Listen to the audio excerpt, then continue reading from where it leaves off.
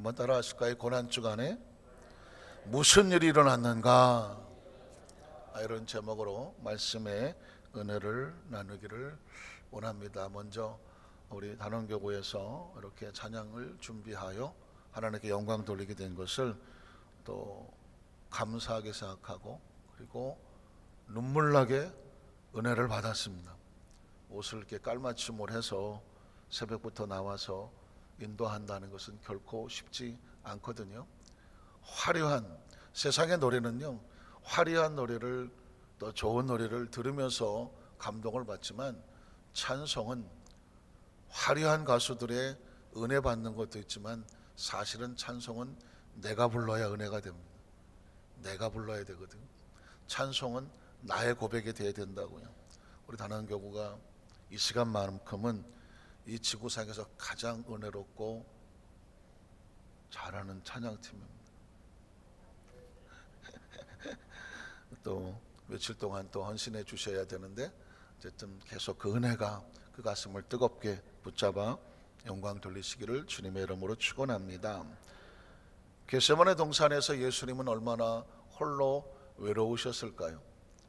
그전엔 잘 몰랐는데 자꾸 말씀을 묵상하다 보니까 주님의 마음이 조금씩 더 보이는 것 같아요. 예수님께서 내가 심히 민망하여 고민하여 죽게 되었으니 너희는 나와 함께 여기서 나를 위하여 기도해 달라. 나는 저기 가서 아버지께 또 기도하리라. 그때 왜 그 심령을 몰랐을까요? 예수님께서 언제 나를 위해서 기도해 달라 하신 적이 있으시던가요?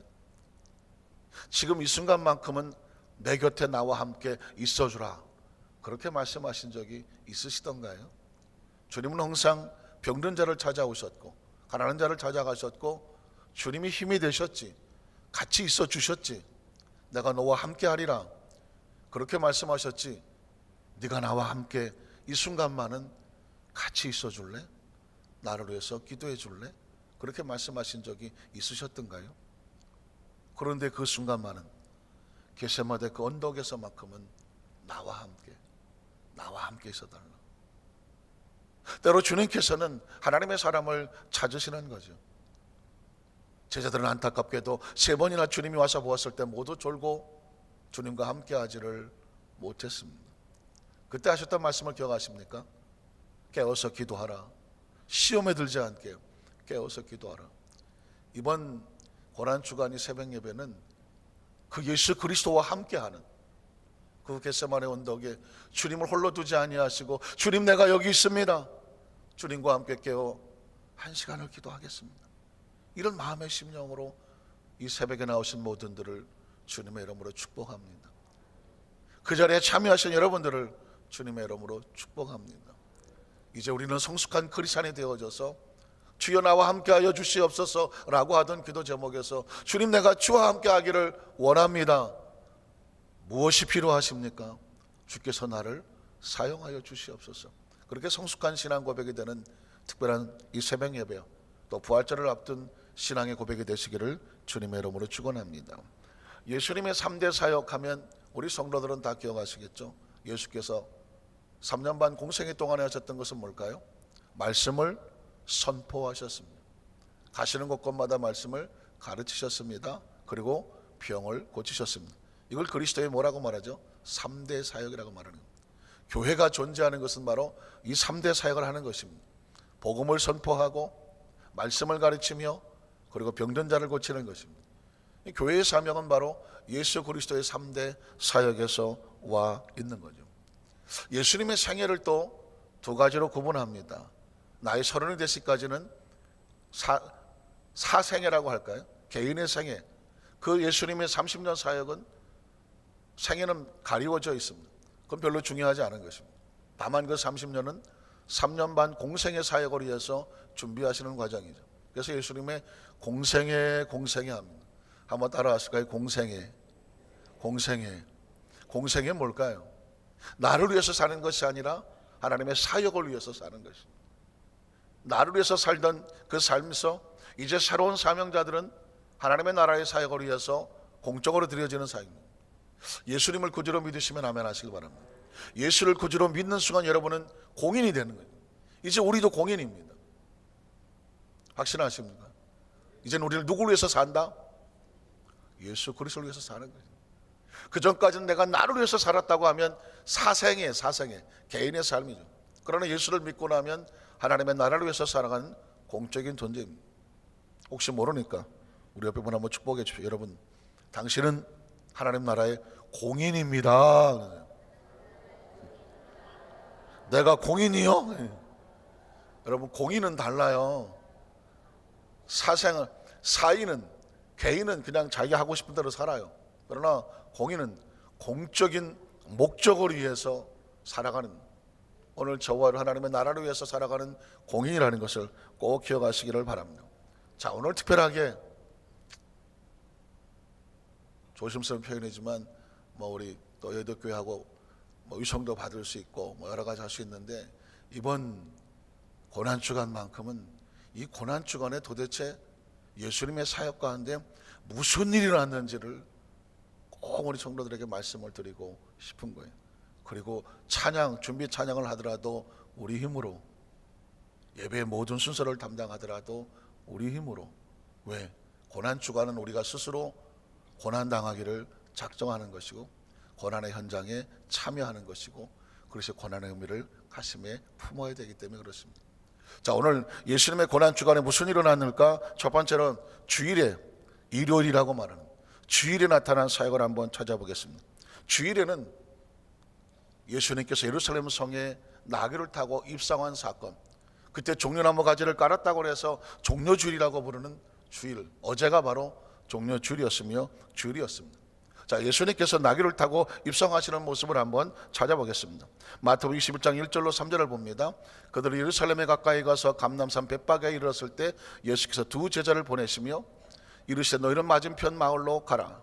그리하면 곧 매인 나귀와 나귀 새끼가 함께 있는 것을 보리니 풀어내게로 끌고 오라. 예수님께서 왜 나귀를 끌고 오라고 하셨을까요? 그 나귀는 도대체 누가 가지고 있었을까요? 만일 누가 무슨 말을 하거든 주가 쓰시겠다 하라. 한번 따라 하실까요? 주가 쓰시겠다 하라.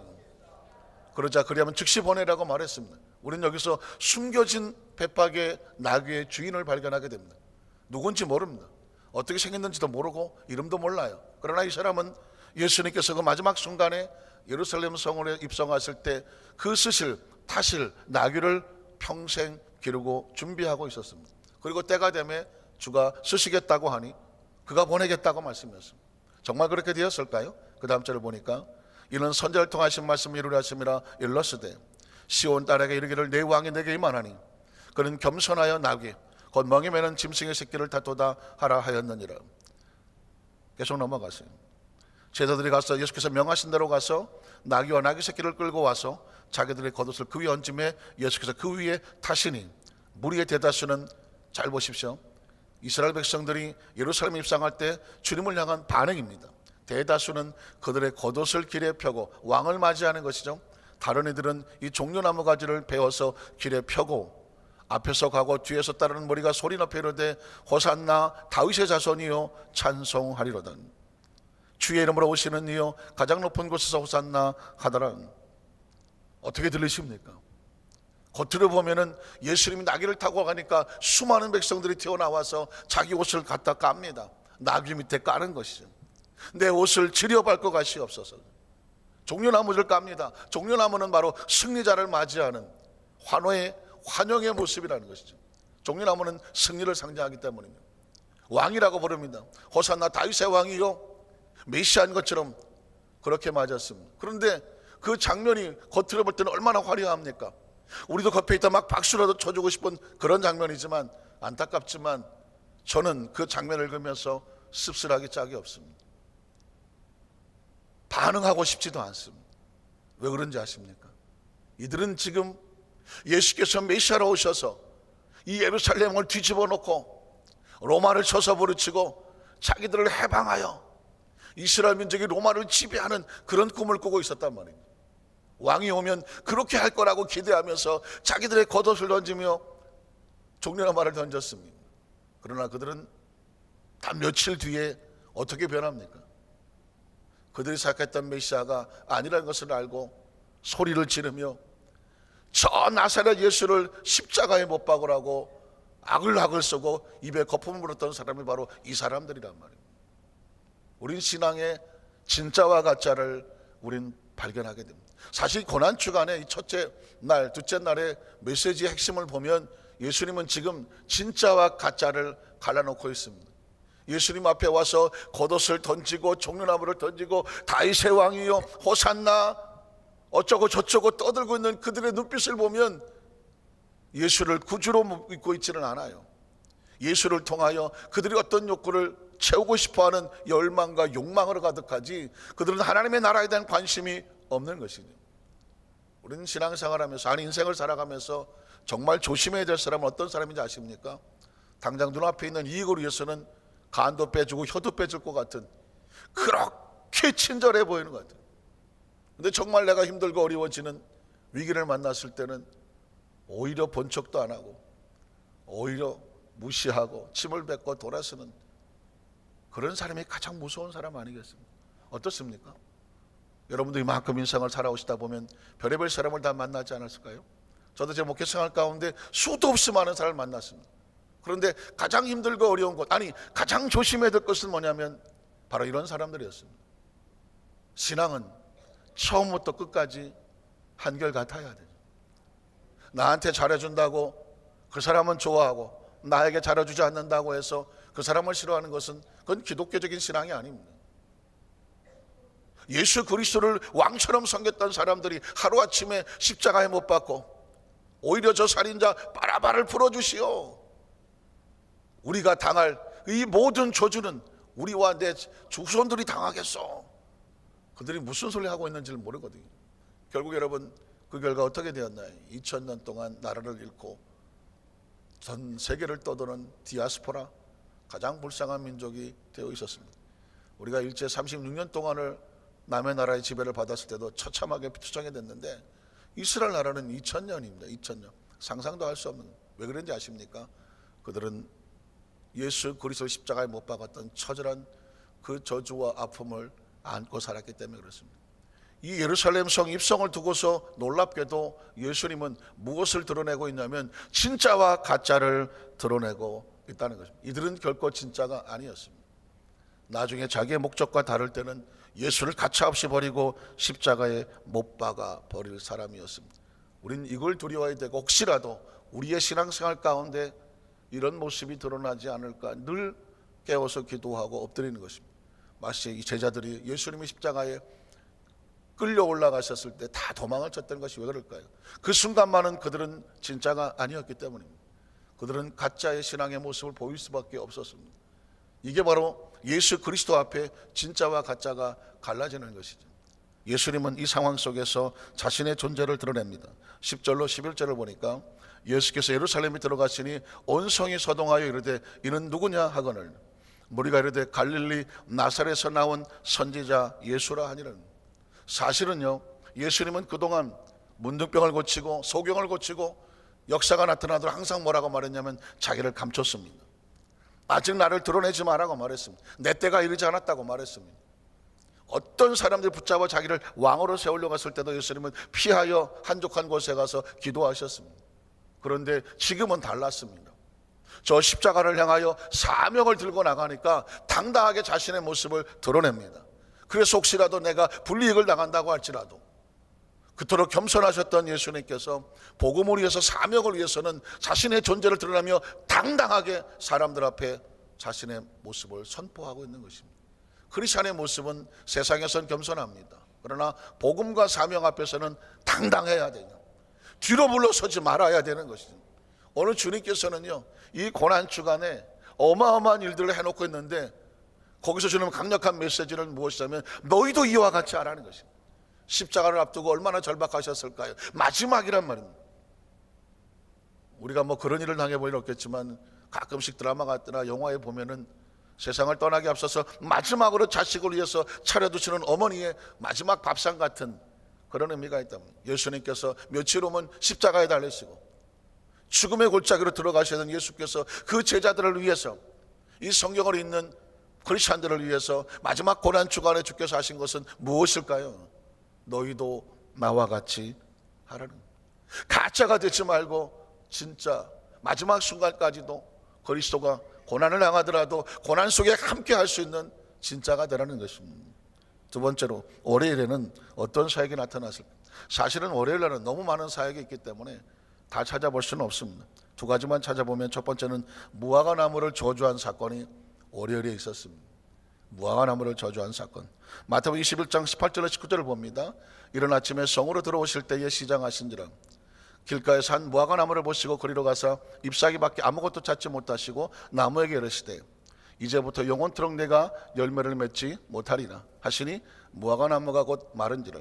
어느 성경에는 하루 지나서 마른 것처럼 보이기도 합니다. 그거는 그 기록자의 의도에 따라 다를 수가 있는데요. 마태복음에는 곧 마른 걸 돼 있고 마가복음에는 하루가 지나서 마른 걸 돼 있습니다. 어쨌든 이 월요일에 예수님께서는 열매 없는 무화과 나무를 저주하셨습니다. 그 무화과 나무는 그리고 마르게 되었습니다. 자, 그리고 나서 그 다음 절로 이어져 갑니다. 제자들이 보고 이상히 여기 이르되 무화과 나무가 어찌하여 곧 말랐나이까? 예수께서 대답하여 이르시되 내가 진실로 너희에게 이르노니 만일 너희가 믿음이 있고 의심하지 아니하면 이 무화과 나무에게 된 이런 일만 할 뿐 아니라 이 산들로 들려 바다에 던져지라 하여도 될 것이요 너희가 기도할 때 무엇이든지 믿고 구하는 것은 다 받으리라 하시니라니. 이 사건을 통해서 두 가지 메시지가 있는데, 하나는 뭐냐면 역시 진짜와 가짜예요. 무화과 나무는 열매를 가지고 있어야 되거든요. 예수님은 열매를 기대하고 갔었습니다. 열매가 없었습니다. 야, 넌 가짜구나. 그래서 말하는 것입니다. 다시는 이 나무에 열매를 얻지 못할 것이라고 말했습니다. 사실상 예수님께서 그 나무에 무슨 원한이 사무친 것은 아니죠. 그 제자들에게 메시지를 주고 싶은 것입니다. 하나님의 때, 하나님의 사람들이 열매가 없는 가짜가 되면 쓸모가 없어지니 쓸 수가 없지 않느냐. 제자들은 그 상황 속에서 그 메시지보다는 어떻게 이런 일을 합니까? 라고 나타나는 현상과 기적이 궁금했던 것입니다. 그런데 이런 거기서 주는 주님의 메시지는요, 저와 여러분이 한번 숙제를 가지고 있어야 돼요.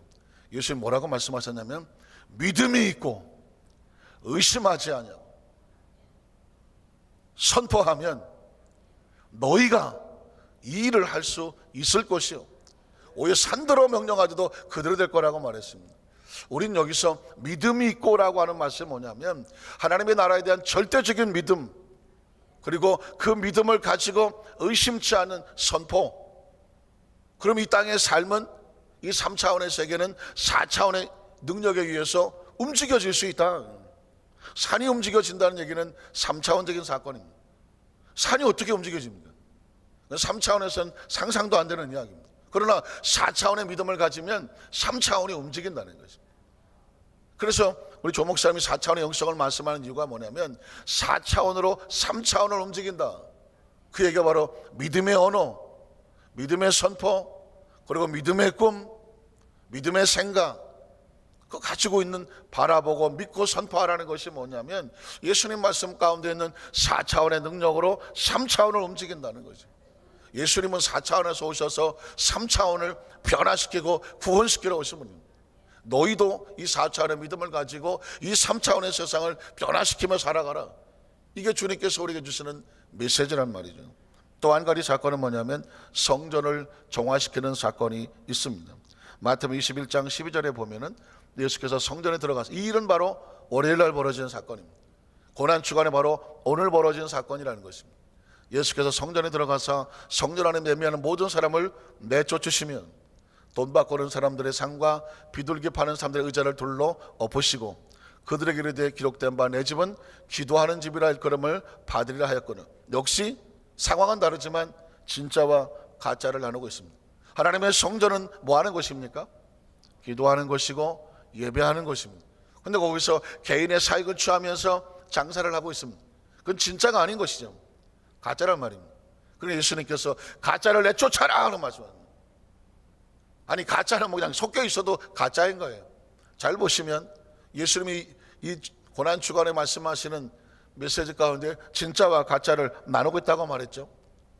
예루살렘 성에 예수님을 막 화려하게 맞이했는데 알고 보니까 가짜였어요.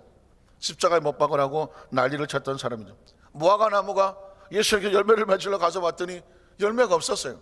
가짜였어요. 이것도 안 되라고 말하는 거예요. 성전에 들어갔더니 이 성전에 예배하고 기도하는 자가 아니라 장사하면서 돈을 받고 앉아 있습니다. 예수님께서는 나는 마음이 온유하고 겸손하다고 말했습니다. 근데 그 예수님이 우통을 벌어 제끼고 채찍을 들고 상을 걷어차고 업고 그리고 폭력적으로 그 사람들을 때려서 쫓아내고 있습니다. 사실 전혀 볼 수 없는 장면이죠. 예수님이 딱 한 번 보여주시는 장면입니다. 예수를 배반하고 부인하고 도망을 쳤던 베드로를 쫓아가서 멱살을 잡은 적도 없으시며 예수를 판 가룟유다를 찾아가서 이단 엽차기를 날린 적도 없습니다. 그랬던 그 예수님이 성전 안에 있는 가짜를 향하여 주먹을 휘두르고 채찍을 휘두르고 상을 걷어차고 화를 내시고 분노하시면서 쫓아내셨다고 말하고 있습니다. 이야기는 고난주간을 앞두고 계시는 예수님께서 하시는 모습에 우리에게 주는 메시지는 뭐냐면 너희는 이렇게 되지 말라는 거죠. 우린 신앙생활은요, 내 사역을 만족시켜주고 하는 것이 아니라는 것이죠. 하나님의 집은 만면이 뭐 하는 거예요? 기도하는 거예요. 기도는 뭘까요? 기도는 내 것을 맡기고 주님의 뜻을 구하는 것입니다. 크리스찬은 내 뜻이 아닌 주님의 뜻대로 사는 사람입니다. 말씀을 듣는 이유는 주님의 뜻이 무엇입니까? 기도하는 이유는 이 상황 속에서 내가 어떻게 주님의 뜻을 분별하고 선택할 수 있을까요? 가르쳐 주십시오. 이렇게 됩니다. 말씀의 은혜라는 것은 그냥 하나님 말씀이면 다 은혜가 돼야 되는 거예요. 아이고, 오늘 은혜를 받았네, 오늘 못 받았네. 이유가 뭘까요? 내가 듣고 싶은 이야기를 하면 은혜를 받았다고 말하고, 지금 내가 듣고 싶은 얘기가 아닌 다른 얘기를 들으면 은혜가 안 된다고 말한다면 도대체 은혜의 주관자는 누가 되는 거예요? 말씀은 누가 하셔야 은혜인가요? 하나님이 하셔야 되잖아요. 우린 거기서 주인께서 말씀하십시오, 그러면 주의 종이 듣겠습니다 라고 했던 한 사무엘이 어린 시절과 같이 주께서 말씀하시면 그 말씀에 내 초점을 맞춰야 되는 거예요. 주님의 말씀이 내게 초점을 맞추게 해달라고 하면 이단이 되는 거예요. 아시는 것처럼 여호와의 증인들은 자기들이 원하는 것에 말씀을 꿰다 맞춰놓고 그걸 가지고 자기들 교리를 삼으려고 하고 있습니다. 세상에 가장 무서운 것은 바로 이런 것들입니다. 하나님 말씀을 자기가 원하는 대로 끼워 맞춰서 이게 하나님 말씀이라고 조작하는 것이 가장 무서운 것입니다. 진짜 크리스천은 어떻게 해야 되냐면 하나님 말씀이 통째로 내 앞에 있으니 그 말씀에 내 생각과 내 가치와 목적과 의도가 어떻게 돼요? 맞춰지고 따라가고 순종하게 하여 주시옵소서. 이게 성숙한 크리스천의 모습에 나가는 줄로 믿습니다. 그 다음 절을 볼까요? 예수님은 그렇게 성전을 새롭게 하신 다음에 맹인과 저는 자들이 성전에서 예수께 나음에 고쳐주시고, 이게 바로 교회가 하는 거리고 예수님의 사역입니다. 그 다음 절을 보면 대제사장들과 서기관들이 예수께서 하시는 이상한 일, 그들이 볼 때는 이상한 거예요. 아니 그 뭐 성전 저 물건도 팔고 돈도 좀 바꿔주고 뭐 적당히 서로 뭐 이렇게 하고 사는 거지 뭐 저렇게 난리를 치고 예수님 하는 것이 이상하다는 것입니다. 또 성전에서 소리 질러 호산나 다윗의 자손이 하는 어린이들을 보고 노하여 예수께 말하되 그들이 하는 말을 듣느냐? 예수께서 이르되 그렇다. 어린 아기와 젖먹이들 입에서 나오는 찬미를 온전하게 하셨나이다 함을 너희가 읽어본 일이 없느냐 하시고, 그들을 떠나 성 밖으로 베다니에 가서 거기서 유하시니라. 베다니를 기억하십니까? 베다니에 누가 살았나요? 마르다, 마리아, 나사로가 살았습니다. 사실은 예루살렘 성이면 성전이잖아요. 예수님은 그 성전의 주인이 되시잖아요. 예루살렘 성이 예수를 맞아야 되잖아요. 그러나 예수님은 그 예루살렘 성에서는 사역을 하셨지만 예루살렘 성에 머물지는 않았습니다. 거기서 꽤 떨어져 있는 베다니로 가셨습니다. 거기에는 나사로와 마르다와 마리아가 예수님의 사역을 뒤에서 돕고 있었습니다. 성경은 놀랍게도 예루살렘 성은 화려하나 예수님이 볼 때 하나님이 사람을 경외하는 곳이 있는 것은 아니었습니다. 베다니는 초라하나 놀랍게도 예수님을 늘 뒤에서 후원하며 섬기는 나사로, 마르다, 마리아가 있었습니다. 누가 진짜냐라고 묻는 것입니다. 겉모습이 화려한 예루살렘인 성이 진짜냐? 저 초라해 보이지만 예수님의 사역을 함께 돕고 있는 마르다와 마리아와 나사로가 진짜냐라고 도전하고 있습니다. 말씀을 정리하기를 원합니다. 이 시대 속에서도 진짜와 가짜는 공존하고 있습니다. 누가 진짜고 누가 가짜인지는 아무도 모릅니다. 가짜가 더욱 진짜 같습니다. 호산나 다윗의 자손이요, 화려한 무화과 나무, 예루살렘 성전. 그러나 막상 뚜껑을 까보니까 그들은 예수를 십자가에 못 박으라고 했던 사람들이요, 열매 없는 나무요, 겉은 화려하나 속은 강도의 소결로 가득한 기도가 없는 그런 껍데기 성전이었습니다. 진짜는 숨어있는 벳바게의 주인이었습니다. 진짜는 저 숨어있는 베다니의 나사로와 마리아와 마르다였습니다. 이 고난주간을 지나며 묵상을 하면서 오늘 월요일 주일에 있었던 사건을 가슴에 생각하며, 고난주간에는 내가 무엇을 받으려고 하는 주간이 아니라 그리스도의 고난에 동참하기를 원하는 성숙한 그리스도인들이 새벽을 깨우고 나오는 주간입니다. 기도 제목은 주여, 내가 어떤 모습이든지 세상의 주목은 받지 못하나 남들이 알아주진 않지만 저 숨어있는 벳박의 주인과 같이, 저 베다니의 나사로와 마리아 마르다 같이 주님께서 편하게 다가오시고 편하게 쓰시고 주님의 사역의 한 구통이라도 주의를 감당하는 일꾼이 되게 하여 주시옵소서. 그 주인공이 되시기를 주님의 이름으로 축원합니다.